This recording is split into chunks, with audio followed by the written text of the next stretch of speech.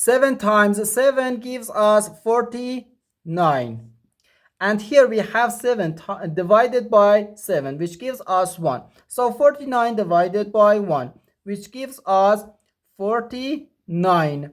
But this answer is not correct, because according to the order of operations, multiplication and division have equal priority, and we have to work from left to right.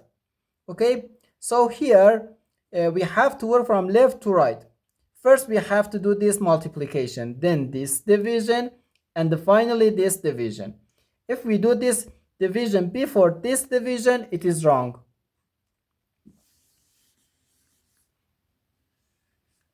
So first this multiplication, 7 times 7 gives us 49. So 49 divided by 7 and again divided by 7.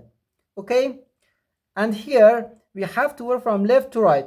First this division, 49 divided by 7 gives us 7. So we have 7 divided by 7, which equals 1. And this is our final answer to this problem. The correct answer is 1.